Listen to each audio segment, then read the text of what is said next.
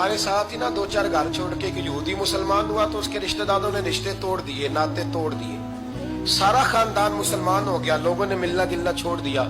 फरमाते हैं कि उसकी बीवी फौत हो गई। तो मैंने हजरत फातिमा को खबर दी तो पहली खबर सुनते ही खातूने जन्नत फरमाने लगी उससे तो उसके रिश्तेदारों ने नाता ही तोड़ दिया। फिदा जब पता कर क्या कोई गुस्ल देने वाला है, उसे पता कर कोई कफन देने वाला है, कहते मैं वापस आई। मैंने कहा अम्मा जी कोई भी नहीं, उसका शौहर तो परेशान बैठा। कहने लगी ला चादर फिर तू और मैं चलती। मैंने कहा अम्मा जी आप चलेंगी? फरमाया मैं क्यों नहीं चलूंगी, मेरे रसूलुल्लाह की उम्मत है, ये मेरे की उम्मत है, मैं चलूंगी। ये मिजाज, ये शौक, ये दर्द, ये अंदाज। एक बीबी आई मसला पूछने, उसने कहा अम्मा जी 40 ऊंट है तो अल्लाह के रास्ते में कितने दूं? तो हजरत फातिमा फरमाने लगी अगर ये सवाल तुझसे होता तो जवाब और है, मुझसे हो तो जवाब और है। तो बीबी कहने लगी अम्मा जी दोनों ही बता दे।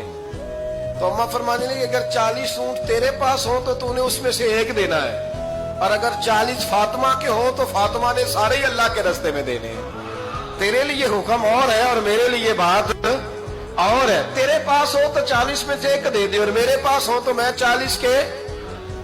और एक बात अगर ना करूं तो मौजू मुकम्मल नहीं होता। मेरे नबी करीम अलैहिस्सलाम ने एक दिन सहाबा से पूछा बताओ बेहतरीन औरत कौन सी होती है? कौन होती है? ऑक्सफोर्ड की पढ़ी हुई जी, पंजाब यूनिवर्सिटी जिसने एमफिल का मकाला लिखा हो, पीएचडी हो जिसने पीएचडी की हो नमल यूनिवर्सिटी से, एक कराची यूनिवर्सिटी की डिग्री होल्डर हो, कि बाहर से एमबीबीएस करके आई हो, कौन अफजल होती है? कि या जो अच्छी गुफ्तगू करे, नमाज पढ़े, इबादत करे, वो अफजल? कोई तो ऐसी वजह होगी ना।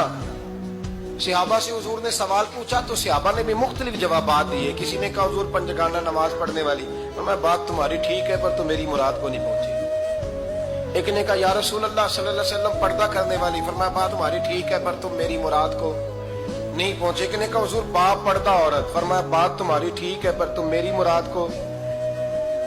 हजरत अली कहते हैं बैठा मैं भी था बीच, लेकिन मैं भी मुराद को समझ नहीं पा रहा था, हालांकि शहर इल्म के दरवाजे का नाम मौला अली। फरमाते हैं उस वक्त अल्लाह की हिकमत थी कि जवाब कोई और दे। तो हजरत अली कहते हैं कद भी मेरा छोटा था, बैठा भी मैं पीछे था, तो थोड़ी गर्दन और झुका के ना तो मैं निकल गया और फातिमा के हुजरे में पहुंच गया। तो मैंने कहा फातिमा हुजूर ने एक सवाल पूछा है तो सहाबा जवाब दे रहे हैं, पर हुजूर कहते हैं तुम मेरी मुराद को नहीं पहुंचे, जरा जल्दी से जवाब नहीं देती। तो खातूने जन्नत हंस पड़ी, फरमाने लगी मैं जवाब दूं? आपको भी कहा हाँ दे जवाब का क्या? फरमाने लगे बताओ सबसे बेहतरीन औरत दुनिया की कौन सी, सबसे बेहतरीन? तो जनाब फातिमा कहने लगी सादा सा जवाब था, आप लोगों को आया क्यों नहीं? कहा चलो बताओ। जनाब फातिमा फरमाने लगी दुनिया की सबसे बेहतरीन बीवी वो है जिसको ना कभी गैर महरम ने देखा हो, और अगले लफ्जों पे गौर करना, ना कभी गैर महरम ने उसे देखा हो और ना उस बीबी ने कभी को गैर महरम देखा हो।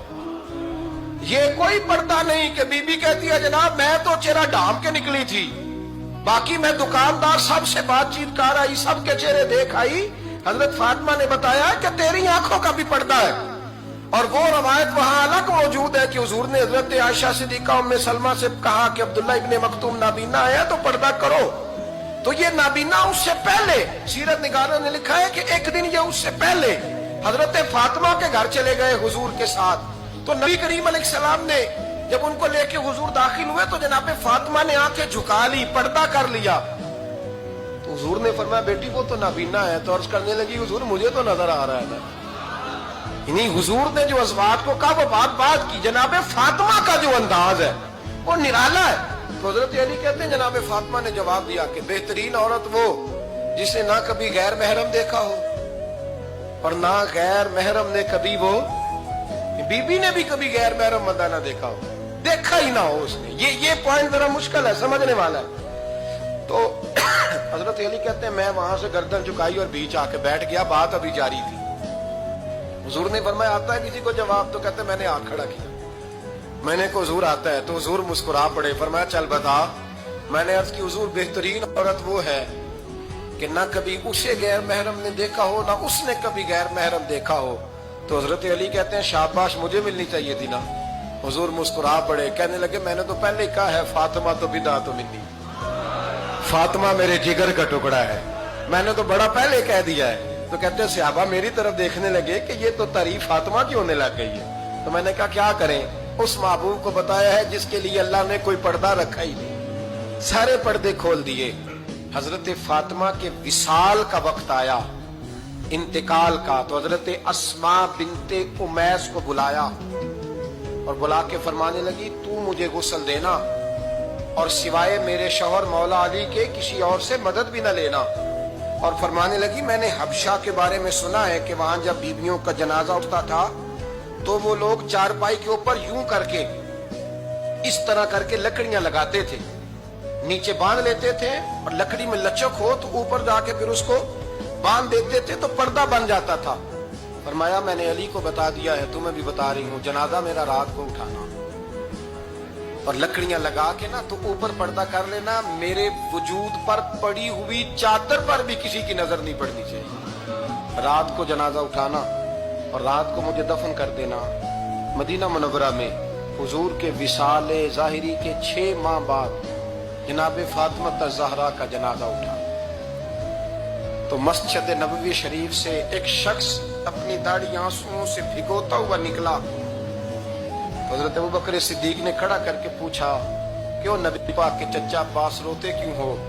हजरत अब्बास कहने लगे पहले हुजूर गए थे, अब नबी पाक की तस्वीर भी चली गई। क्या हुआ? का जनाब फातिमा का विसाल हुआ।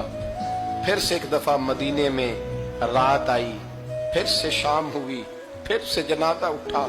शेर खुदा अली मुर्तजा रदी अल्लाह ताला अन्हु ने, हजरत अब्बास ने, हजरत कुसुमुद्दीन अब्बास ने, हजरत अब्दुल्ला इब्ने अब्बास ने तदफीन से फारिग हुए।